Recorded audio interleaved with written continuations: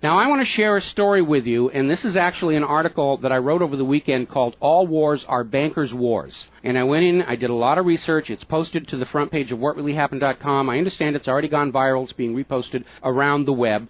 But I wanted to basically tell it to you here on the radio show. And it's a very long story. We're probably going to take the rest of the hour to do it.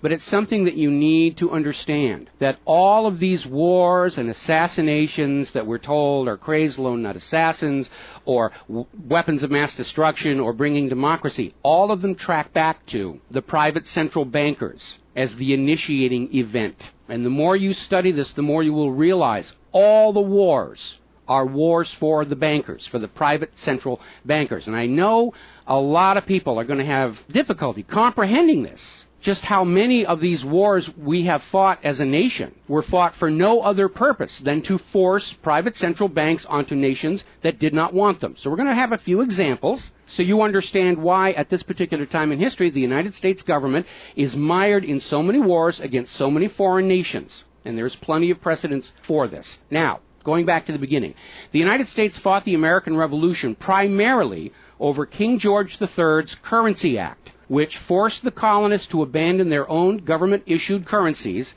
and conduct business only using printed banknotes borrowed at interest from the Bank of England. If you go back to the writings of Ben Franklin, direct quote, the refusal of King George III to allow the colonies to operate an honest money system which freed the ordinary man from the clutches of the money manipulators was probably the prime cause of the revolution. That's Ben Franklin. Now, our public schools don't teach that because you're not supposed to know that the bankers were really behind the American Revolution. After the Revolution, the United States adopted a revolutionary, radically different economic system in which the government issued its own value-based currency so that private banks couldn't skim the wealth of the people through interest-bearing banknotes.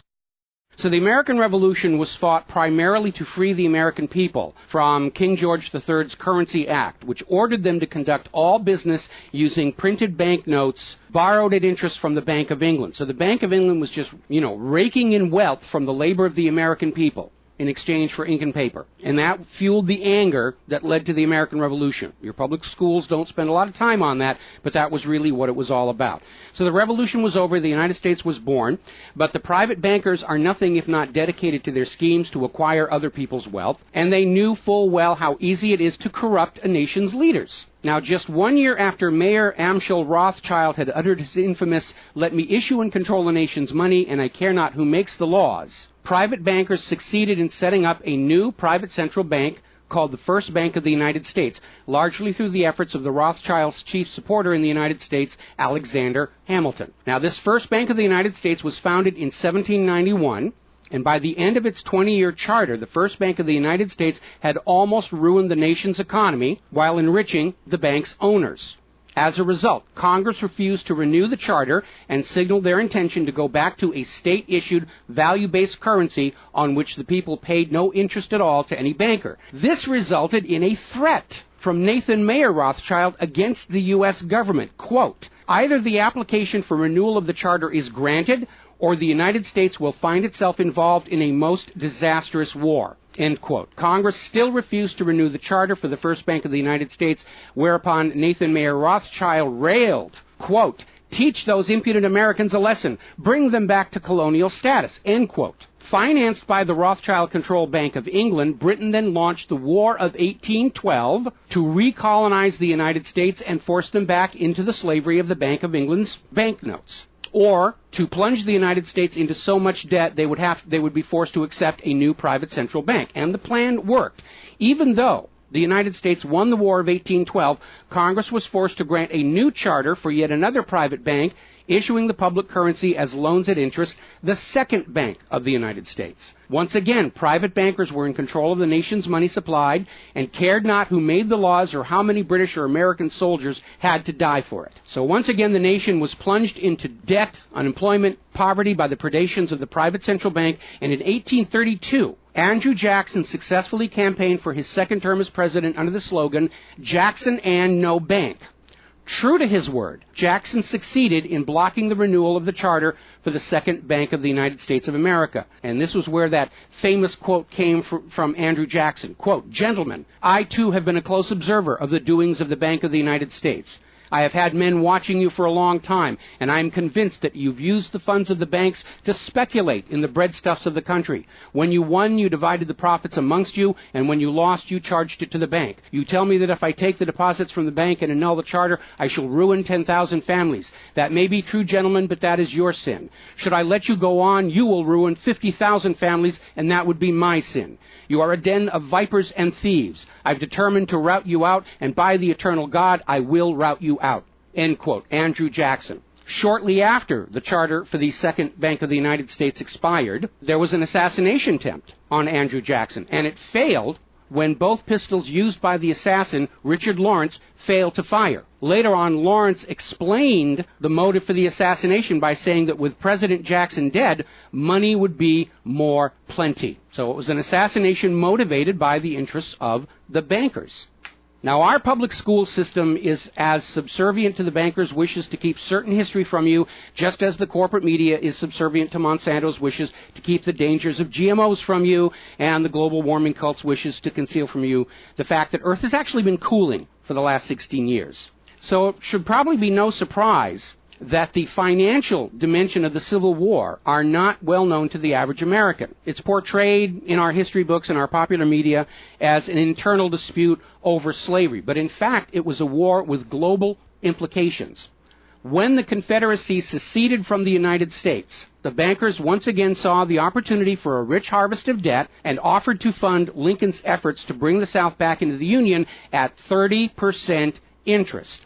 Lincoln remarked that he would not free the black man by enslaving the white man to the bankers, and using his authority as president, issued a new government currency, the greenback. This was a direct threat to the wealth and power of the central bankers, who quickly responded. This is a quote from the London Times following Lincoln's issuance of the greenbacks. Quote, "If this mischievous financial policy, which has its origin in North America, shall become indurated down to a fixture, then that government will furnish its own money without cost.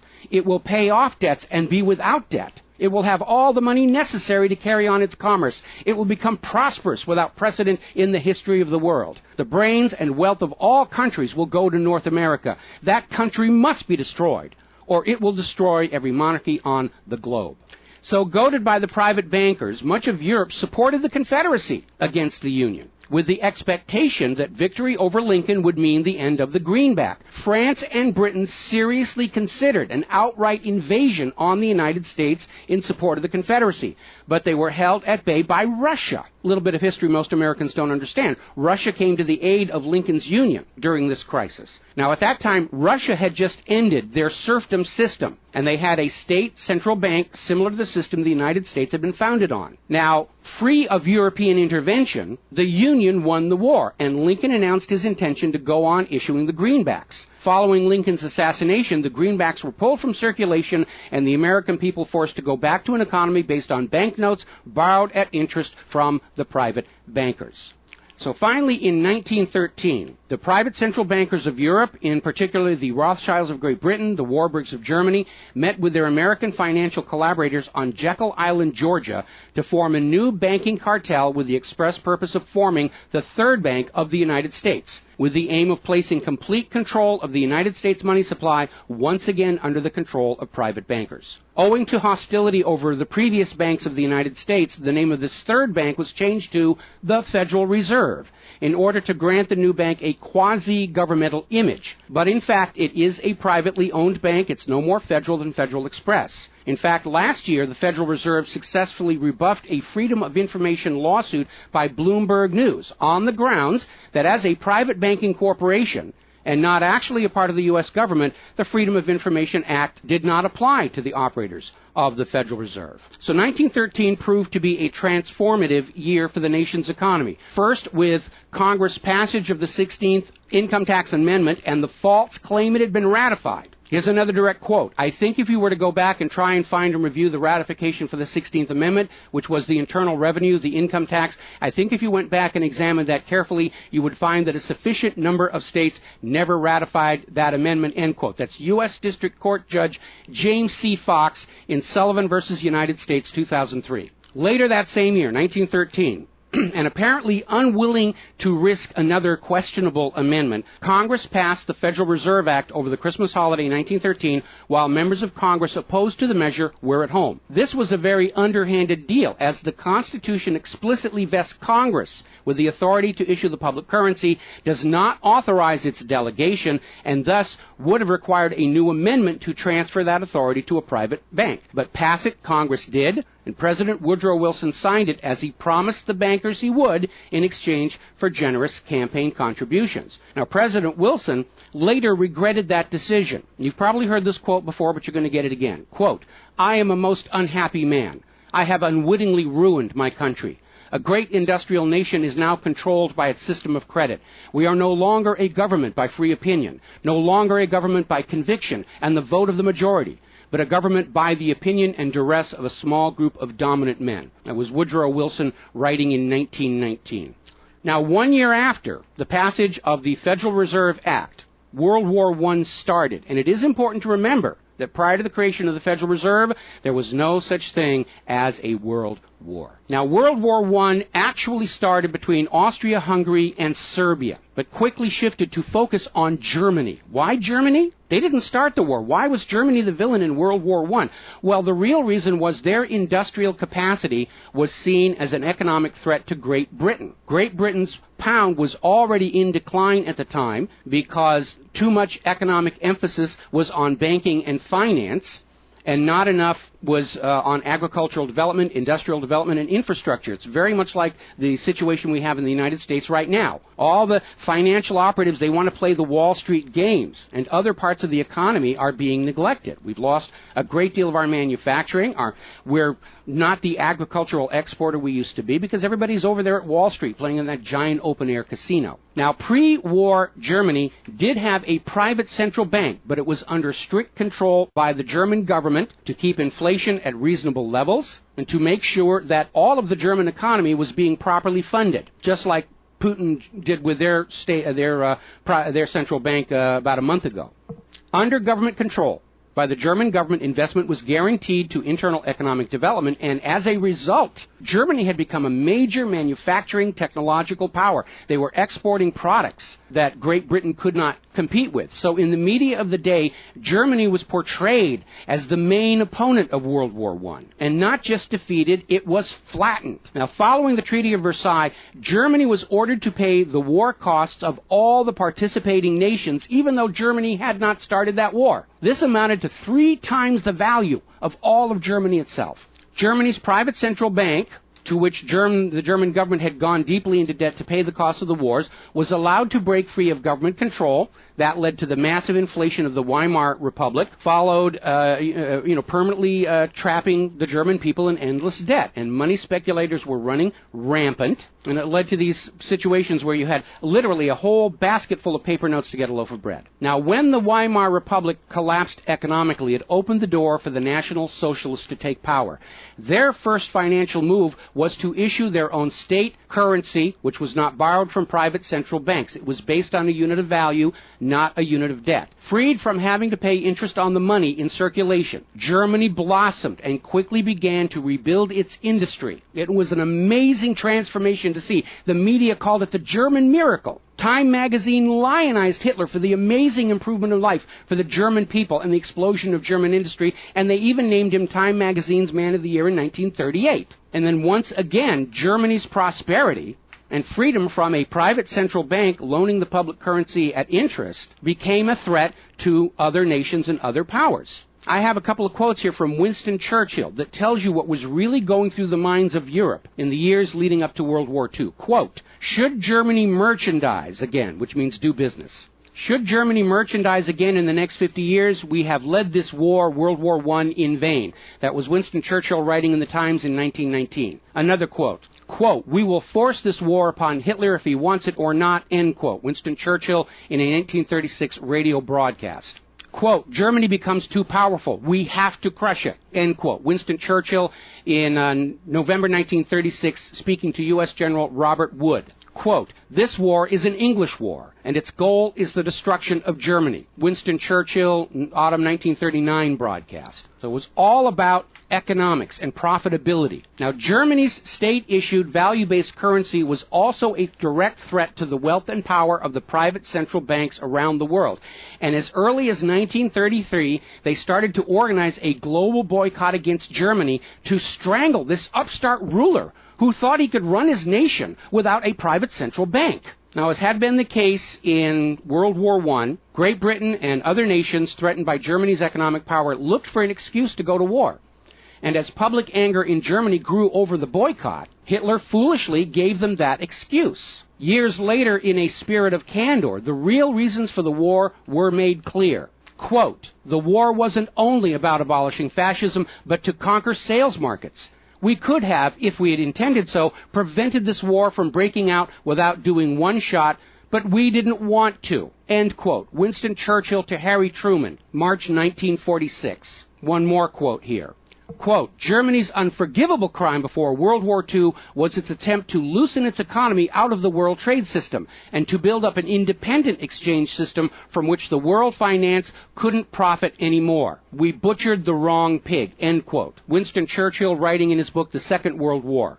Now, a little side note, we're going to actually step back in time to the years before World War II. A little bit of history a lot of Americans are still completely unaware of. And it involves a gentleman by the name of Marine Corps Major General Smedley Butler. In 1933, Wall Street bankers and financiers had bankrolled the successful rise to power of Hitler and Mussolini. Brown Brothers Harriman in New York, and they're still there. I saw them when I was there for the 9/11 anniversary. They were financing Hitler right up to the day war was declared with Germany. And these Wall Street financiers decided that a fascist dictatorship in the United States, based on the one Mussolini had in Italy, was going to be far better for their business interests than Roosevelt's New Deal, which threatened massive wealth redistribution to recapitalize the working and middle classes of America. So the Wall Street tycoons recruited General Butler to lead the overthrow of the U.S. government and install a Secretary of General Affairs who would be answerable to Wall Street and not the people, would crush social unrest and shut down all the labor unions. General Butler pretended to go along with the scheme, but then exposed the plot to Congress.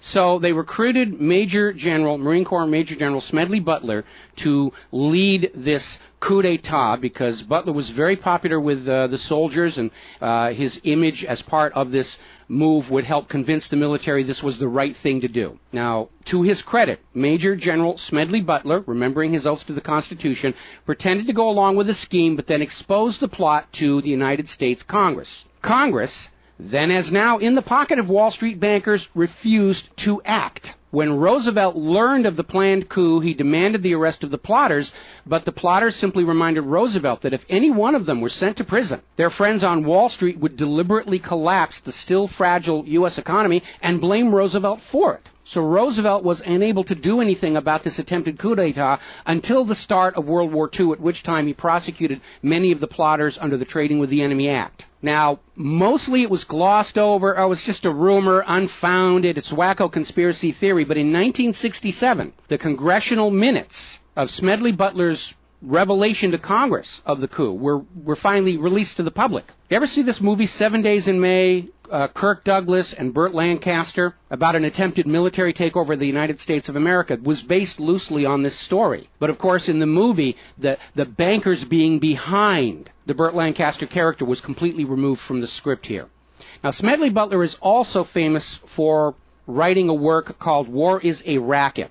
And I would like to read you a quote from that. Quote, "I spent 33 years and 4 months in active military service as a member of our country's most agile military force, the Marine Corps. I served in all commissioned ranks from second lieutenant to major general. And during that period, I spent more of my time being a high-class muscle man for big business, for Wall Street, and for the bankers. In short, I was a racketeer, a gangster for capitalism. I suspected I was just part of a racket at the time. Now I'm sure of it. Like all members of the military profession, I never had an original thought until after I left the service. My mental faculties remained in suspended animation while I obeyed the orders of the higher-ups. This is typical with everyone in the military service. Thus, I helped make Mexico and especially Tampico safe for American oil interests in 1914. I helped make Haiti and Cuba a decent place for the national City bank boys to collect revenues in. I helped in the raping of half a dozen Central American republics for the benefit of Wall Street. The record of racketeering is long. I helped purify Nicaragua for the International Banking House of Brown Brothers in 1909 through 1912. I brought light to the Dominican Republic for American sugar interests in 1916. In China in 1927, I helped see to it that the Standard Oil went its way unmolested. During those years, I had, as the boys in the back room would say, a swell racket. I was rewarded with honors, medals, and promotion. Looking back on it, I feel I might have given Al Capone a few hints. The best he could do was operate his racket in 3 city districts. I operated on 3 continents. General Smedley Butler, former U.S. Marine Corps Commandant, and he wrote that in 1935. So, now moving forward here. As president, John Fitzgerald Kennedy understood the predatory nature of private central banking. He understood why Andrew Jackson fought so hard to end the Second Bank of the United States. So Kennedy wrote and signed Executive Order 11110, which ordered the U.S. Treasury to issue a new public currency called the United States Note. Now, Kennedy's United States notes were not borrowed from the Federal Reserve. They were created by the U.S. government and backed by the silver stockpiles held by the U.S. government. It represented a return to the system of economics the United States had been founded on, and it was perfectly legal for Kennedy to do so under the Constitution. All told, some $4.5 billion went into the public circulation, which eroded interest payments to the Federal Reserve and loosened their control over the nation. 5 months after signing Executive Order 11110, John F. Kennedy was assassinated in Dallas, Texas, and the United States notes pulled from circulation and destroyed. Following Kennedy's assassination, John J. McCloy, president of the Chase Manhattan Bank and president of the World Bank, was named to the Warren Commission. Now, I don't care how good a banker he is, he's not qualified to be investigating a murder, which is what we were told the Warren Commission was all about, to get the truth of the assassination. But we all know that the Warren Commission was there to cover up what was going on, and obviously we can presume safely that John J. McCloy's presence on the Warren Commission was to make sure the American public never got even a hint of the financial dimensions behind the assassination. So, as we enter the 11th year of what I am certain future history will most certainly describe as World War III, we need to examine the financial dimensions behind all these wars. Why are we here? Why are our children being killed and crippled? Is this another war for the profit of the private central bankers? And the answer is yes. Now, toward the end of World War II, when it became obvious that the Allies were going to win and dictate the post-war political environment, the major world economic powers met at Bretton Woods, a luxury resort in New Hampshire, in July of 1944, and they hammered out the Bretton Woods Agreement for International Finance. The British pound lost its position as the global trade and reserve currency to the U.S. dollar. There are indications this was part of the price demanded by Roosevelt in exchange for the U.S. entry into the war. Now, absent the economic advantages of being the world's go-to currency, Britain was forced to nationalize their Bank of England in 1946. The Bretton Woods Agreement, ratified in 1945, in addition to making the dollar the global reserve and trade currency, obligated the signatory nations to tie their currencies to the dollar. The nations that ratified Bretton Woods did so on 2 conditions. The first was that the Federal Reserve would refrain from overprinting the dollar, basically as a means to loot real products and produce from other nations in exchange for ink and paper. It basically was an imperial tax imposed by the U.S. economic system on the rest of the world. That assurance of no overprinting was supposedly backed up by the second requirement, which was that the U.S. dollar would always be convertible back to gold by the U.S. government at $35 an ounce. Now, of course, the Federal Reserve, being a private bank and not answerable to the U.S. government, did in fact start overprinting paper dollars, which were sent to other nations around the world, and under Bretton Woods, they had to send back products and produce and raw materials at full value. And much of the perceived American prosperity of the 1950s and 60s was the result of these foreign nations having to send real raw materials, goods, produce, back to the United States in exchange for these little pieces of paper with ink all over them, because they were forced to accept these paper notes as being worth $35 per ounce of gold. Then in 1970, France started looking at this huge pile of printed paper notes sitting in their bank vaults. for which real French products like wine and cheese had been traded, and it notified the United States government that they would exercise their option under Bretton Woods to return all those paper notes for gold at the agreed-upon $35 per ounce exchange rate. The problem was the United States had nowhere near the gold to redeem all those paper notes. So on August 15, 1971, Richard Nixon temporarily, nudge, nudge, wink, wink, say no more, suspended gold convertibility of the U.S. Federal Reserve notes. This Nixon shock, as it was termed at the time, effectively ended Bretton Woods, and many global currencies started to delink from the U.S. dollar. And it created another problem because the United States had been collateralizing their loans, money borrowed from other governments and foreign investors, with the American nation's gold reserves. And with the awareness that there wasn't enough gold to redeem all the Federal Reserve notes, lenders to the U.S. were starting to wonder, did the U.S. government have enough gold to collateralize their outstanding debts? Foreign nations began to get very nervous about the loans to the United States, and they were understandably reluctant to loan any additional money without some form of collateral. So what Richard Nixon did is he founded the environmental movement with the EPA and its various programs like wilderness zones and roadless areas and heritage rivers, wetlands, and all these other little different programs which all took vast areas of public lands and made them off limits to the American people, who are technically the owner of all those lands. But Nixon had no concern for the environment, and the real purpose of this land grab, under the guise of the environment, was to pledge those pristine lands and their vast mineral resources as collateral on the outstanding national debt. The multitude of all these different programs was simply to conceal the scale of the land grab and collateralization of the American people's heritage. And it actually today covers almost 25% of the entire nation, is now locked up by these EPA programs and pledged as collateral on government borrowing. Now, with open lands, available lands for collateralization already in short supply, the U.S. government embarked on a new program to shore up sagging international demand for the dollar. The United States approached the world's oil-producing nations, mostly in the Middle East, and offered them a deal. In exchange for only selling their oil for dollars, the United States would guarantee the military safety of those oil-rich nations. The oil-rich nations would agree to spend and invest their U.S. paper dollars inside the United States, particularly in U.S. Treasury bonds, which would be redeemable through future generations of U.S. taxpayers. The concept was labeled the petrodollar.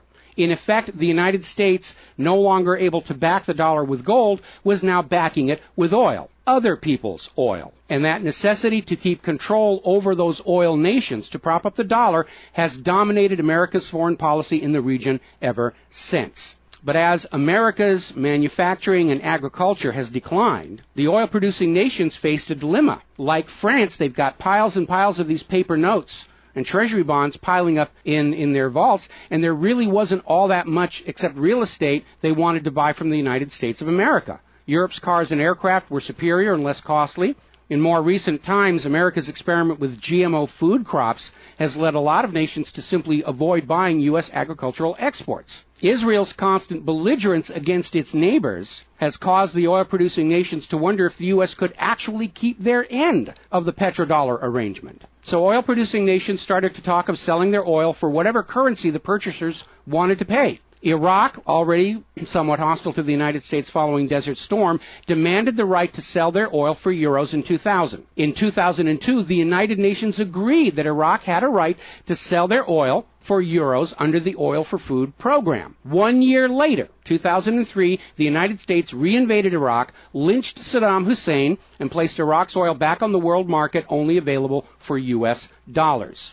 Now, the clear U.S. policy shift following 9/11, away from at least attempting to appear to be an impartial broker of peace in the Mideast to one of unquestioned support for Israel's aggressions, only further eroded confidence in the petrodollar deal, and even more oil-producing nations started openly talking of trading their oil for other global currencies. So over in Libya, Muammar Gaddafi had instituted a state central bank and a value-based trade currency, the gold dinar. Gaddafi then announced that Libya's oil was for sale, but only for the gold dinar. Other African nations, seeing the rise of the gold dinar and the euro, even as the U.S. dollar continued its inflation-driven decline, flocked to the new Libyan currency for trade.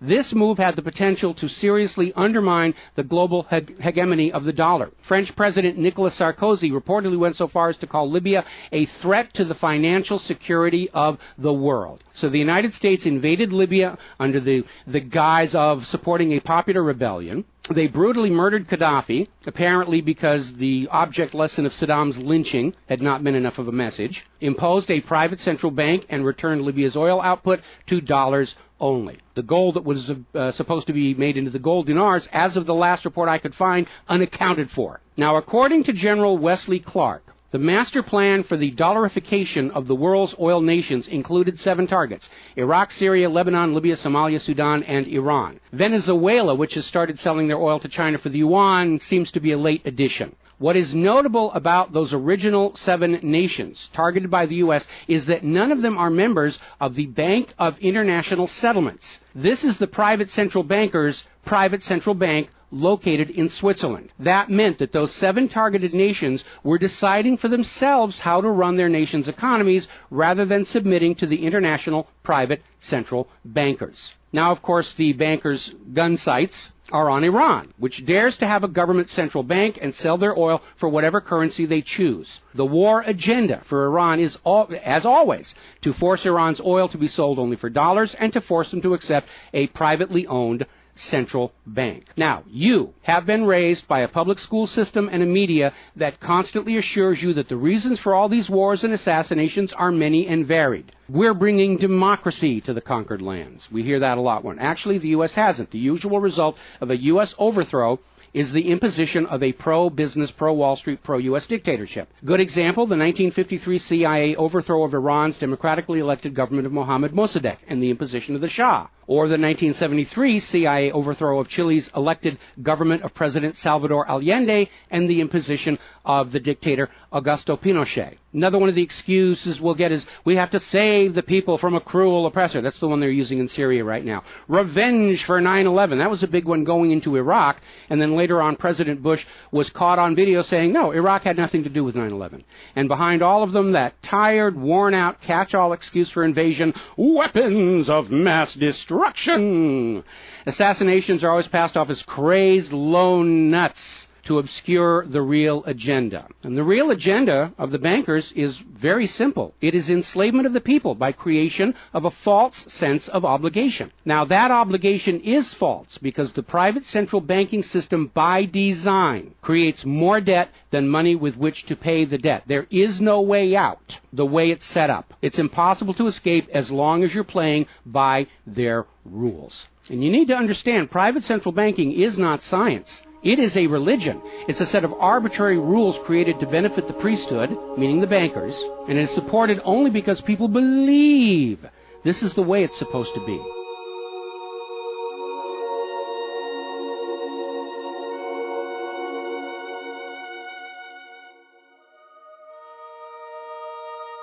It is a religion. It's a set of arbitrary rules created to benefit the priesthood, meaning the owners of the private central banks. The fraud persists with often lethal results only because the people are brainwashed into believing that this is the way life is supposed to be, and no alternative exists or should even be dreamt of. Now, this same approach, the same brainwashing, was true of 2 earlier systems of enslavement, rule by divine right and slavery, both systems built to trick people into obedience, and both now recognized by modern civilization as illegitimate. So now we are on the verge of a new era in history where we will recognize that rule by debt, rule by private central bankers issuing the public currency as a loan at interest is equally illegitimate. It only works as long as people allow themselves to believe that this is the way life is supposed to be. But you need to understand something that's the core of the issue. Private central banks do not exist to serve the people, the community, or the nation. Private central banks exist to serve their owners, to make them rich beyond the dreams of Midas, and all for the cost of ink, paper, and the right bribe to the right official, and the occasional assassination. But behind all these wars and all these assassinations, the 100 million plus horrible deaths from all of these wars, lies a single policy of financial dictatorship. The private central bankers only allow rulers to rule, only on the promise that the people of a nation be enslaved to the private central banks. Rulers who do not go along with that will be killed, their nation invaded by those other nations still enslaved to the private central banks. The bankers themselves don't fight these wars. Their children are not in these wars. A nation tries to break free of the private central bankers like Libya. All the other nations under the bankers' control pile on and destroy them. This so-called clash of civilizations you are being told about by the corporate media, it's really a war between banking systems, with the private central bankers forcing themselves onto the rest of the world, no matter how many millions must die for it. The constant hate-mongering against Muslims you see in the corporate media lies in a simple fact. Like the ancient Christians, prior to the Knights Templars, Muslims forbid usury or the lending of money at interest because they saw in ancient times, like Rome, how these banking practices could destroy an entire society. And that is the reason our government media insists that Muslims have to be hated and killed and converted. They refuse to submit to currencies loaned at interest. They refuse to be debt slaves. That makes them a threat to the natural order of the world, the new world order of global fascist dictatorship. So, off to war your children must go to spill their blood for the money junkies' gold. We barely survived the last 2 world wars. Now we're going into the third one in the nuclear bioweapon age. That is very dangerous. We have to ask ourselves, are the private central bankers willing to risk incinerating the whole planet to feed their greed? Apparently so. You as parents, as siblings, as spouses, need to ask yourself, do you really want to see your loved ones in uniform, killed and crippled, all for a bank balance sheet? But the whole point of this article, the whole point of what I'm sharing with you today, and this is all history, you can go out and hunt it down for yourself. Behind all the flag waving, behind all the propaganda, behind the crazed lone nut assassins, weapons of mass destruction, all of the modern wars this nation have fought are wars by and for the private bankers, fought and bled for by third parties unaware of the true reason they're expected to gracefully accept being killed and crippled for. And the process is quite simple. We've explained it before on this show. As soon as the private central bank issues its currency as a loan at interest, the public is forced deeper and deeper into debt. When the people are reluctant to borrow anymore, that's when the Keynesian economists demand the government borrow more to keep the pyramid scheme working. When both the people and the government refuse to borrow anymore, that is when the large wars get started, to plunge everyone even deeper to debt to pay for the war, and then after the war to borrow even more to rebuild. And when these horrible wars are over, the ordinary people have basically what they had before the war, except their graveyards are a lot larger, and everyone is in debt to the private bankers for the next century. That is why Brown Brothers Harriman in New York was funding the rise of Adolf Hitler, because war is the bankers' richest harvest. We all need to recognize this is what all these wars have been about.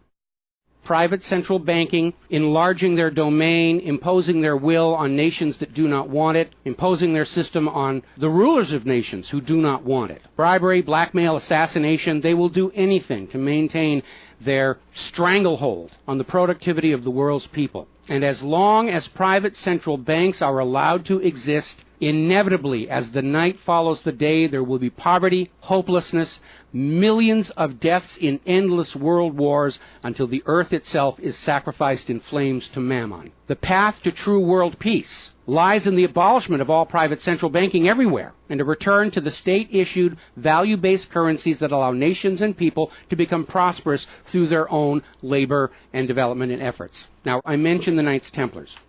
Prior to the Knights Templars, Christianity, like Islam, forbade usury because Christianity, much of Orthodox Christianity, came out of Rome, and they had seen firsthand what debt-based economies do, even to the Roman Empire. They'd seen it firsthand. So they had a ban on usury. And the Knights Templars were able to basically either bribe or blackmail the Pope to get a special dispensation that allowed them to rent money, is what they called it. They didn't call it usury, they called it renting money. A lot of modern predatory banking practices were pioneered by the Knights Templars. And they plunged Europe into hopelessly unpayable debt until finally French King Philip IV, otherwise known as Philip the Fair, did the only solution he could do. Because he understood, as long as you believed in the rules of the bankers, as long as you played by the rules they created to serve themselves, you are hopelessly trapped. And so Philip thought outside the box, and I know he's demonized for it, but in looking at the history of the Templars, it was his last resort. He sent messages to all of the regions in France, secret orders on the same time, in the same moment, on the same day. All of the Templars were arrested. and their commanderies, which is what they called their banks, were broken into, looking for looted wealth. They didn't find a lot of it. It was a paper empire, just like the Federal Reserve is. It's all based on paper. There's nothing of any real value there. It's all paper notes. And he sent the Templars to prison and execution, except for Scotland and Portugal, where the Pope and King Philip IV really didn't have a lot of control.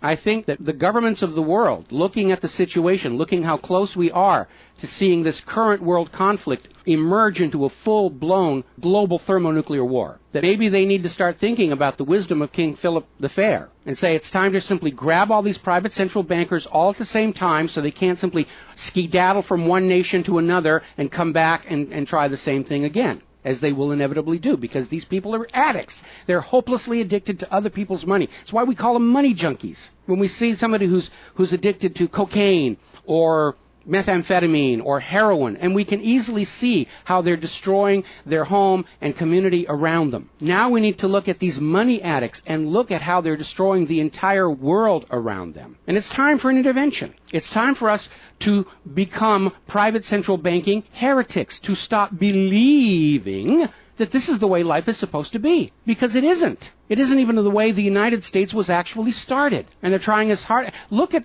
the destruction of our nation. We used to be the world's greatest nation. Now the most generous estimate is we're down to number 16 and still falling. And yet, despite the destruction to our nation, its infrastructure, its children, its quality of medical care, the quality of its manufacturing output, we still are compelled somehow to go out and force this same banking system onto the rest of the world at the point of a bayonet. Does that make any sense at all? Not to a rational human being. To a money junkie, yeah, it's perfect. But we're really at a crisis point in history. And the first step to resolving that crisis, to not let it go any further into a potential nuclear war, is to recognize that private central banking, ruled by manufactured illusion of debt, is no more legitimate a system of governance than rule by divine right or rule by slavery. We all need to recognize the true cause of all the pain and suffering and wars. It's not the terrorists, it's not Al-Qaeda. These are just distractions and set pieces put in front of your eyes so you can't see the very clear pattern behind much of modern human history. It's a war of banking systems, with the predatory private central banks seeking to eradicate any nation and any ruler that would dare try and operate their economy outside the control of the private central bankers. That's the real cause for the war. Is it something you're willing to fight and die for, to support these private central bankers? Is it something you're willing to let your sons and daughters and brothers and sisters be blown to bloody bits for, so the money junkies can have their latest fix, just a little tiny bit more gold or a little larger number on the bottom of that brokerage statement, so they can have today's thrill, their fix of money that is bought with the blood of your children? I don't think so. But the time has come to point out what really is the cause of all causes behind all the wars and suffering that our planet is having to endure and our people are having to endure. The common enemy of all humankind are private central banks issuing the public currency as a loan at interest. And as history will show, they will do anything, up to and including global wars, to keep their lock on yours and your children's future economic well-being and productivity. We're not a free society. Media will tell us that we're free, but we're not free. We are slaves. Our slave chains are made of paper, and that paper is the Federal Reserve note. Too few of our leaders have tried to stand up to this system of enslavement, usually with lethal results. But if all the people of the world at the same time stand up and say no more private central banks, it will come crashing down, just as slavery did, just as rule by divine right did, and then we'll be embarking on a new era in human history, where the emphasis on social development is on the people and not on the money junkies.